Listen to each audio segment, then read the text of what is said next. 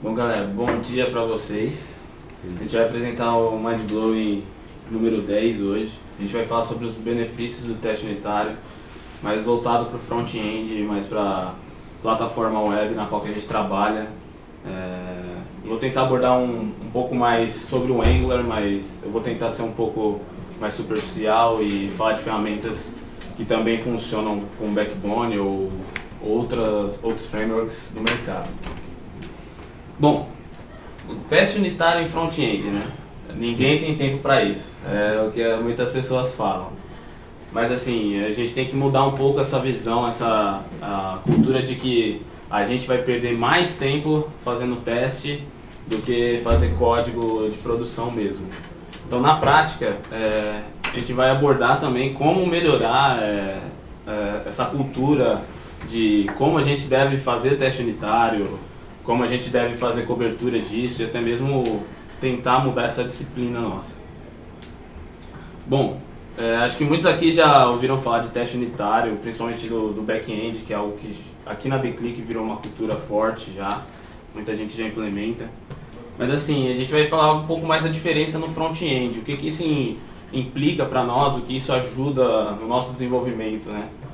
Bom, contextualizando, antigamente a gente fazia interações bem mais simples com front-end. Às vezes a gente tinha uma ou outra requisição Ajax, usava jQuery para fazer alguma animação, fazer alguma interação com a tela. E hoje a gente faz o desenvolvimento de interfaces bem mais complexas. A gente faz single page applications, web applications. E tudo isso daí está aumentando o volume do nosso código, está aumentando a arquitetura que a gente tem que desenvolver.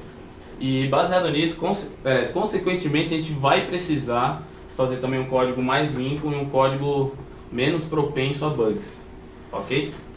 Bom, nós trabalhamos também em diversos navegadores e plataformas. Hoje, na parte web, a gente poderia citar que a gente tem desktop, tem tablets, tem smartphones, diversos navegadores, cada um com suas peculiaridades, né? Alguns com suporte a determinada ferramenta, outros não. Isso daí é importante na hora de a gente desenvolver uma single page application e pensar também com o teste unitário, porque a gente consegue, às vezes, usar o DOM para poder manipular e saber se a gente tem suporte a determinado caso ou não, né? Bom, no caso a gente também tem que focar em melhoria de performance e ter um código mais limpo, né? Então a gente vai focar um pouco também do TDD, como isso é importante para nós no desenvolvimento do dia a dia. Bom, TDD, na prática, é focar no como fazer ao invés do o que fazer. A gente precisa melhorar esse conceito, né? Eu falo por mim porque eu estava, por exemplo, desenvolvendo um componente, às vezes você ia do zero, era naquele, faço e teste. Todo aquele erro, toda hora acontecendo. E através do TDD isso daí facilita muito, cara. Vai do início a gente testar se a diretiva está sendo chamada, testar se está compilando de uma forma certa, o fluxo de vida da aplicação, do componente, tudo isso é interessante que através do TDD a gente consegue entender o momento certo de aplicar uma compilação, o momento certo de a gente aplicar um template, o escopo para ser utilizado. Isso daí focando mais no Angular, né? Eu estou referenciando isso daí porque eu tenho mais experiência no Angular com teste unitário, não cheguei a fazer com Backbone ou outros frameworks, mas isso daí vai ajudar muito o TDD, né? Os desenvolvedores também vão ter menos receio quando tiver um código com cobertura. Quando a gente pensa assim, se eu mexer nisso agora, pensa num código sem teste, se eu mexer nisso agora vai quebrar tudo, né? A gente ouve isso daí direto, então às vezes fala, quanto tempo vai ter que vai ser necessário para poder fazer isso? Vai quebrar o que, né? Fazer essa alteração. Se a gente tem um teste unitário com cobertura boa, a gente vai poder fazer tudo isso daí com tranquilidade, sabendo onde vai ter erro, onde vai precisar corrigir, onde vai precisar melhorar. E eu acho que o refactoring vai ficar muito melhor, mais preciso. Bom, vamos falar um pouco também de testes end-to-end. É interessante a gente abordar esse tema, porque muita gente, assim, principalmente o pessoal do Angular que está estudando, olha e fala assim, poxa, mas o que é teste end-to-end, né? Eu lembro de uma conversa com o Andrezão, quando eu estava falando um pouco de Angular com ele também. Aí ele perguntou, mas o que é esse teste end-to-end? Eu falei, basicamente é o que vocês fazem com Selenium. A gente consegue fazer testes de tela também, que é interessante porque a gente testa a integração ao todo. A gente vai ter nosso teste unitário de cada componente, ele funcionando separadamente, individualmente, e com o teste end-to-end a gente vai testar a integração de todos eles. Ou seja, a gente vai ver o fluxo rodando dos serviços, dos controllers, das diretivas, executando isso na tela e a gente poder testar para ver os comportamentos, né? Bom, eles são mais difíceis de testar, algo, pelo fato de ser mais complexo o sistema, torna um pouco mais difícil de testar, é mais trabalhoso, mas isso também ajuda a gente na questão da automação. Quando a gente faz isso, a gente não vai precisar ficar deixa eu dar o refresh na tela e testar, refresh na tela, testar uma requisição ali, ver como que está comportando a tela.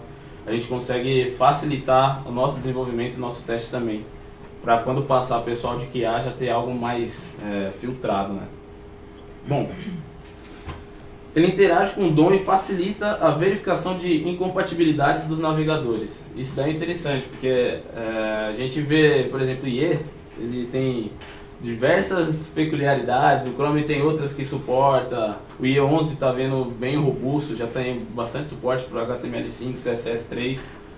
É interessante porque cada um deles vai executar de uma forma diferente, vai ter uma performance diferente, e a gente consegue analisar isso daí com mais precisão, né? Então é interessante a gente aplicar também teste end-to-end. Isso daí é uma cultura, o teste end-to-end é uma cultura que eu ainda preciso aplicar melhor. Cheguei a fazer testes, mas não cheguei a aplicar em trabalho mesmo, pesado. Mas é uma ferramenta muito boa para se fazer. Eu vou falar de algumas ferramentas também que ajudam nesse tipo de trabalho. Hoje, para o Angular, a gente tem o Protector como ferramenta oficial de test runner, né, para rodar os nossos testes. E também tem o Karma, que é para teste unitário. O Protector ele funciona mais hoje para teste end-to-end. Ou seja, integração, isso daí eles criaram uma ferramenta própria para trabalhar com isso. O Karma é uma ferramenta que começou com uma outra empresa, mas a equipe do Angular deu uma ajuda para oficializar isso aí também por um tempo, mas eles continuam ainda utilizando para teste unitário, teste lógico da aplicação. Nós temos alguns frameworks também que o Karma e o Protector usam, que é o Jasmine, trabalha com BDD, que é o Behavior Driven Development, que trabalha mais com a questão de comportamento das telas, ou comportamento do seu teste lógico, né? Temos o KeyUnit, temos o Mocha e o Chai, são ferramentas muito boas. Eu cheguei a testar o Chai e o Mocha, o KeyUnit não cheguei a usar, mas em questão assim, todas elas têm integração com o Angular, o KeyUnit também. É bacana a gente poder usar isso daí junto com o Karma, fica muito robusto. O Jasmine eu acho que é o mais utilizado hoje. E a gente consegue fazer testes muito rápidos também, tem vários cenários que pode se criar. O Angular proporciona também a criação de mocks, cenários, isso daí já torna bem prático na hora de desenvolver os testes pra gente, né? Bom, falando um pouco mais de Angular também, aliás, eu já falei um pouco disso daí, mas o que é mais interessante de usar as ferramentas Protector ou Karma é você entender o life cycle da aplicação.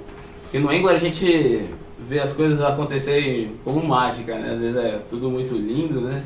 Tudo muito bom, mas é interessante quando a gente trabalha em nível DOM, principalmente usando diretivas, a gente precisa entender um pouco melhor como funciona o fluxo de compilação das coisas.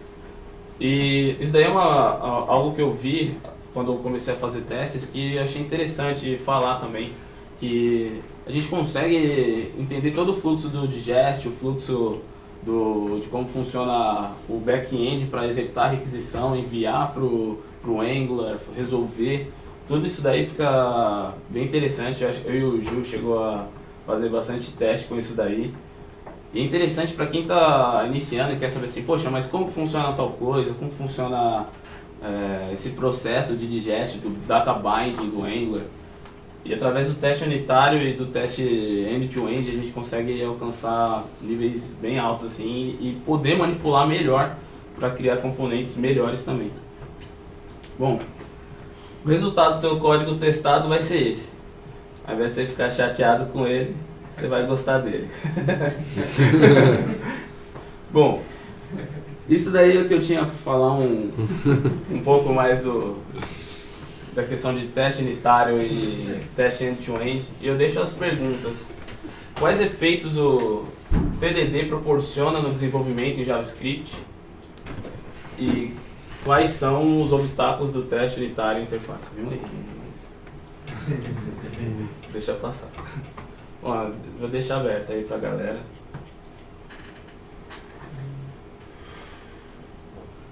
Cara, eu acho que pra mim, de efeitos, uma coisa boa, né? Ficou muito claro isso que você falou mesmo. Você é obrigado a entender como é que funciona as coisas, como é que as coisas funcionam, né? No Angular, muitas vezes tipo, quando você começa a mexer, você só aceita. Tipo, é assim, é mágico e tanto faz, né?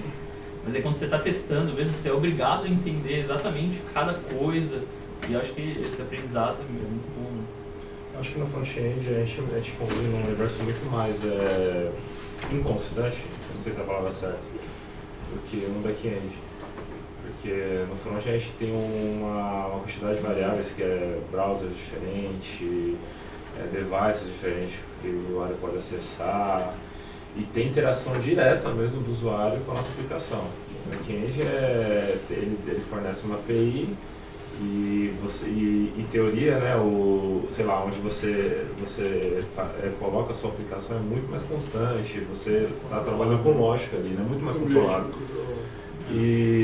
Então eu acho que, se você for para analisar dessa forma, o front ele depende mais de teste ainda até do que o back-end, só que ele é muito mais difícil de ser testado também.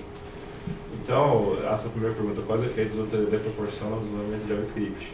Salva a nossa vida, né? Porque, basicamente é isso. Mas a gente ainda tem muito esse obstáculo, porque eu enxergo assim, ainda não está maduro. Teste front-end, ainda, você falou muito de Angular. Mas se você for pegar uma aplicação um pouco menos, se você for pegar uma aplicação que não seja single page application, por exemplo, não sei, você vai fazer algo com Rails, por exemplo, porque o JavaScript ele não tem tanta responsabilidade, ele está mais ali modular, né? A gente pode falar que, sei lá, para validar um formulário, para fazer alguma interação mais... Mas não está ali controlando o fluxo inteiro da aplicação. Não é tão pronto assim o teste unitário, né? Que nem é no Angular. Não tem lá uma integração. Então aí que a gente tem que estudar mais. Aí que a gente tem que o unitário até cara. Se você for testar só os pedaços, acho que até funciona. O problema é se quiser testar o end-to-end mesmo. Sim. Fazer um processo inteiro que envolve várias telas, aí é mais complicado. Tem que usar tipo um Selenium. Se você estiver usando, por exemplo, só um jQuery da vida, que você usa uma requisição Ajax, você tem que. Primeiro você tem que te preocupar em mocar o Ajax que você está fazendo. Aí tem as interações no DOM, que você tem que fazer isso por outra abordagem, não é tudo numa ferramenta só, eu diria, não sei. Eu acho que o Angular facilita absurdamente, cara, testando. Se fosse na época do Backbone, a gente teria, pelo menos as aplicações que eu mexi, a gente teria que ter feito arquiteturas bem diferentes para poder testar elas melhores. Agora, por exemplo, no back-end, o JUnit já atende quase todos os casos de teste, ou não? Eu não sei. Não sei. Tá generalizando muito pra Crude, cara. Sim. Não é tão simples essas coisas. Não, o JUnit é tipo, ó, esse método aqui é um teste foda. Só isso. É um teste runner. Esses que a gente tem hoje para test runner, por exemplo, o próprio Karma, usar o Karma com o Jasmine, daria para testar quase qualquer coisa de JavaScript. O problema é que tem essas outras coisas, por exemplo, que você falou, mocar um Ajax. No Angular tem um Angular Mocks lá, que você coloca e ele te ajuda a mocar. Se você não tivesse usando o Angular, você teria que usar uma outra coisa. Então tem algumas peculiaridades. Manipular o DOM é mais chato, porque no Angular ele abstrai o DOM, então acaba ficando mais fácil. Então tem várias questões aí que tem que considerar. Mas as ferramentas que tem, eu acho que elas são maduras, cara. O problema é que eu acho que tem pouca gente estudando. Eu acho que a gente não... Eu acho um ponto que você tocou muito legal, que acho que a cultura de fazer teste no front-end é muito mais nova. Sim. E isso é algo que eu falei, contextualizando, a gente vinha de um front-end que se resumia em HTML, CSS e às vezes manipulação do DOM com jQuery. Era algo muito superficial. Hoje com frameworks mesmo, Backbone, o Angular, Knockout, Ember, muda muito assim a concepção de que A gente só faz tela, coloca uma animaçãozinha e já era. A gente faz muito mais coisas, o volume aumenta muito. Mas o que eu, assim, voltando a essa primeira pergunta, a questão de efeito, cara, o que eu acho que mais proporciona, além da gente conseguir alcançar uma performance melhor, uma página mais refinada, é a questão da gente conseguir nos desafiar a fazer coisas melhores, sabe? Se a gente usa o TDD, que eu falei, não é o que fazer, a questão de tem que fazer isso, fazer assim, mas o como fazer. Eu acho que amplia a nossa visão para a gente poder criar novas coisas, entendeu? Criar novos componentes se interagindo. Essa é uma boa, cara. Eu falei, no Backbone, o jeito que a gente faz a maioria das aplicações tá tudo amarrado, ele não tem gestão de dependência, por exemplo, que nem o Angular tem. Então a gente teria que ter pensado diferente. E acho que é a mesma coisa que acontece no back-end, né? Ele te obriga a pensar como estruturar melhor sua aplicação. E isso ajuda a diminuir bugs, ajuda a deixar mais fácil de manter, né? É o TDD mesmo, né? Test Driven Development. Não adianta, se você no teste você não tem a chamada do back-end, não adianta se você for desenvolver diretão, beleza, chegou a hora de chamar, a chamada voltou, ok. No teste você não dá pra você fazer isso, não tem como chamar ali direto. Aí você tem que colocar camada, abstrair, criar um módulo, separar as coisas, ajuda você a separar a responsabilidade das coisas. Não, isso aqui vai cuidar só da chamada, isso aqui vai cuidar só do DOM, isso aqui vai cuidar só do não sei o que. Aí você tem a possibilidade de trocar as coisas. Agora eu estou colocando uma aqui que é mock, estou colocando uma aqui que vai simular o comportamento do IE, vai simular o comportamento de algum outro browser. Aí isso eu acho que é um efeito, mas tem que tomar cuidado também, senão... Com certeza. A preocupação é sempre desacoplar as partes, né? E eu acho que um efeito legal também é, por exemplo, você fez algo. Quando você tem uma cobertura de teste, ele te diz mais ou menos a hora que você pode parar de fazer. Porque se você não tem nada, como você sabe que você pode parar de testar? É difícil. Se você tem digamos, um checklist, isso aqui, beleza, fechou? Você já está confortável, você já pode dizer que cobriu ali as coisas. Uma dúvida, eu lembro que eu acho que eu cheguei a comentar com você ontem, esses dias, que eu achava que o Karma era só para teste unitário, Protector para end-to-end. Você falou aí que o Karma dá para ser usado para end-to-end também. Exatamente. Antigamente, acho que nas versões 1.2 do Angular, eles usavam somente o Karma. Nessa época, o Karma ele trabalha com o cenário end-to-end e o cenário de teste unitário lógico também. Mas o Protector, como ele é só voltado para end-to-end, ele traz alguma vantagem que o Karma não tem? Ele traz uma vantagem para a questão do ciclo de vida da aplicação, para a gente entender melhor. Assim, trabalhar com digest ou trabalhar com o momento certo de compilar as coisas do Angular, os dados, as informações. O Protector foi feito pela equipe do Angular justamente para isso, para poder ter maior controle de como a tela está sendo renderizada no client-side, entendeu? Foi um dos fatores que eles fizeram. Tá pensando fora do Angular, como é que a gente consegue, você vai estar fazendo uma aplicação que não está lá, o Angular tem todas as ferramentas já tudo separadinho. Eu acho que o maior benefício do Angular é esse, ele separa a lógica da visualização. Então eu consigo testar só a lógica, entendeu? Aí dá para fazer o teste unitário. Bacana. Agora, como é que você... Eu acho que quando a gente faz fora do Angular, aí a responsabilidade é nossa de separar certinho. Estruturar direito, Né? Então como que a gente se policia a fazer isso, entendeu? Como que a gente... Bom, primeiro... Tem forma. Na verdade, a questão uma disciplina, começar desde o começo, cara. Sim. Porque se o projeto já avançou, não dá pra você voltar a fazer teste, porque você tem que refazer a aplicação inteira. Já você não fez de um jeito testável. É ter na cabeça e começar desde o começo. Por exemplo, no OMS, eu tenho teste lá, não é Angular, é Backbone. Só que eu não consigo testar tudo que eu por exemplo, eu não conseguia testar em todos os níveis. Eu testo algumas coisas de lógica que eu tive que abstrair, porque coisas que eu reutilizo e tal. Sei lá, um negócio que faz a parsing da instrução de busca.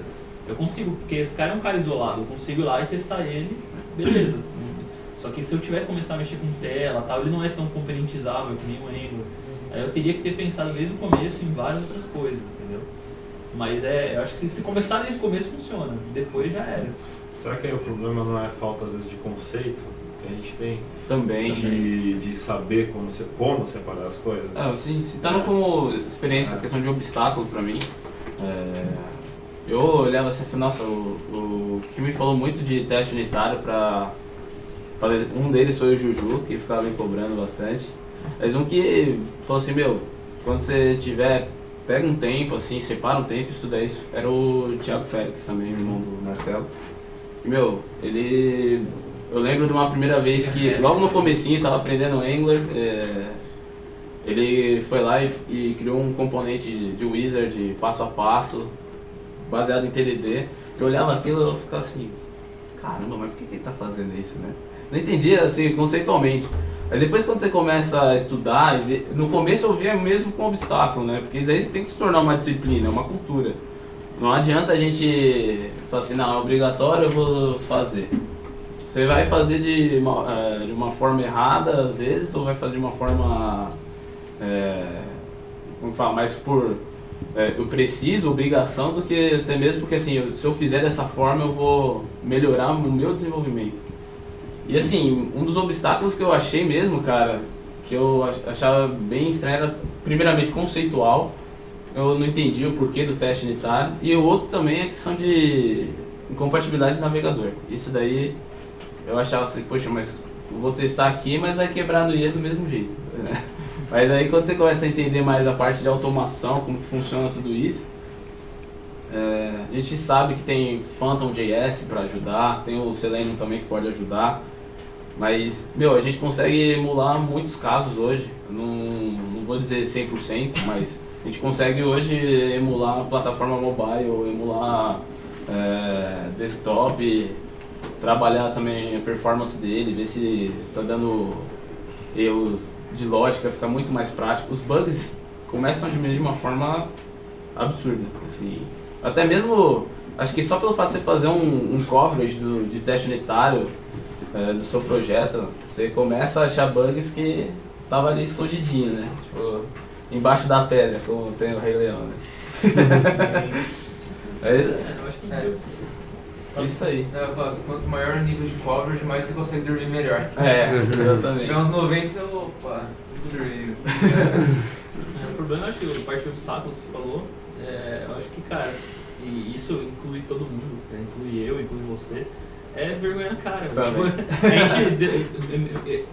A gente já fez alguns testes com Angular e tal, mas daria pra fazer muito mais, deveria ter começado muito antes, estudado muito mais. Tem que parar e estudar. O problema é que começar a testar é muito trabalhoso, tem pouco conteúdo, apesar de que o Angular, todos os tutoriais, coisas oficiais, elas são baseadas em teste já.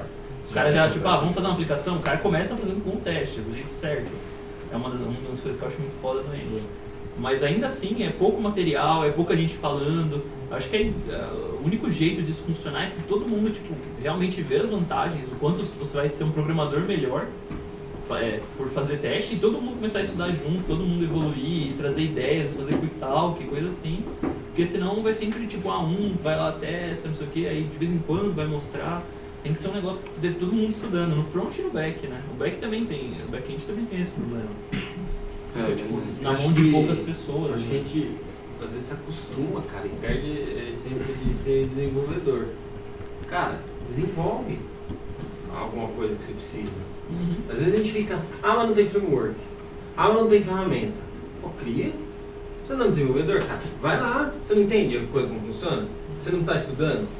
Se está faltando alguma coisa, se você tem necessidade, cria, cara. Você é o cara que está ali, você desenvolve. E na boa, a chance de não ter é muito baixa, é que a gente não vai lá e testa, mas tem tanta coisa, cara. Tem tantas ferramentas, tanta coisa pronta. Se realmente você testou e não tem nada que atende, aí você faz. Mas muito provavelmente, em muitos níveis, já vai estar atendido por alguma coisa, né? Não tem, às vezes não tem ferramenta que pega tudo, entendeu? Então você tem que se virar, mas como é que é difícil de testar tal coisa? Mano, pensa, para 20 minutos ali e foca, como é que eu posso... Você chega numa solução às vezes, cara, tem que programar. Às vezes a gente fica muito acostumado a, eu vou lá no Hibernate, eu vou usar o Spring. Ah, mas Spring não tem isso. Ah, então não vou poder fazer isso não. Ah, mano, se via é legal. Pensando em ferramentas, o Juliano, no Sonar ele também já se entrega com todos esses testes de front, né? Dá pra ter um plugin que a gente usou até no projeto lá, que ele cospe no formato lá que o Sonar consegue ler. O que como que é a exibição, o que ele mostra, quais são as informações, acho que é mais pra ter. Cover de tudo, cara. Você consegue olhar, a gente consegue olhar no código. Ele consegue, cara. Em cada linha ali se passou, se não passou. Na verdade ele faz análise de outras coisas também. Tanto unitário como um exchange. A gente consegue ver bastante. Com o Sonar, a gente fez uma parceria, né, de fazer essa integração. E, cara, ajuda muito. Tem duplicate, tem branch, tem o que pode melhorar de código. Issue que ele pode gerar. A gente consegue ter uma análise completa de como está a nossa aplicação e onde a gente precisa melhorar. Ganha muito em questão de qualidade para o projeto. Eu lembro que a gente chegou fazendo um desafio, porque a gente olhava ali no relatório que gerava e tinha umas linhas que não passavam de cacete. Como que a gente vai passar nessas linhas? Aí a gente sentou do lado do outro, puta, vamos tentar desse jeito, tentar não sei o que, ficava mudando. Tipo, tem que subir esse vermelho dessa linha, a gente não conseguia fazer. E aí você vai mexendo, vai fatorando, aí você, pô, é verdade, tem isso, tem aquilo. Aí você resolvia arrancando aquela linha. Mas às vezes comentava o teste. Muitas vezes consegue refatorar pra assumir tipo, uma coisa dessa complexidade. Não, o jeito mais fácil de atingir 100% do seu teste é programar o menos possível com if. É verdade. Com if e com for. É. Mano do céu, colocou um if é 2 Não testes. é número de quantidades, não. O if é 2 testes. Não Verdade. tem if é um teste Tinha só. vários parâmetros, 4, eles têm 8 combinações. Nossa, cara, zoado, né? Vai ser complexo, cara. Switch, né? Com Nossa. 10. Caraca. O switch e o sistema sangue. Um exemplo disso. Nossa, Exemplo disso é testar filters do Angular. Às vezes muita gente usa o switch dentro dos filters para poder determinar que tipo de string pode retornar, o que você quer retornar transformado. E às vezes eu fazia os testes assim de filter e eu falo assim, nossa, tem uns 15 keys aqui. Aí você Tem que usar mapa, né, cara? Não, e parece besta, cara, mas às vezes você vai testar, sei lá, se o cara digitou alguma coisa num campo. Você vai lá, testa se, sei lá, o valor é nulo, se é vazio, mas ele será que digitou espaço, entendeu? Aí você tem if igual a null, ou igual a vazio, ou igual a vazio com trim. Mano, 3 testes que você vai fazer, cara. String úteis, not blank. Você às vezes tem que, aquilo ali é um teste que geralmente você vai fazer sempre, você extrai aquela partezinha ali, cria um método que você testa ele nos 3 casos uma vez, depois nos outros casos você vai testar uma vez só.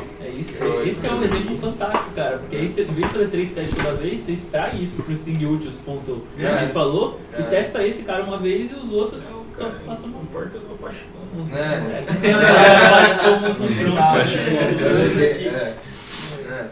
Isso daí é interessante, a gente poder, além do teste unitário, também criar às vezes os nossos próprios suítes com métodos que vai facilitar o nosso teste unitário. Isso é bacana. Bom, mensagem que eu deixo, cara, se puder, perde um tempo, galera de front, perde um tempo, estuda. Não Isso vai daí perder perde um tempo, ganhar depois. vai ganhar depois. Reserva um tempo, né? Reserve um tempo que vale muito a pena. Experiência própria, isso ajuda muito e a gente só tem a ganhar, cara. É algo que recomendo mesmo pra vocês. Bom, espero que vocês tenham gostado aí. Deixei separado. Bom, falo pra vocês e fica, vai ter bolo.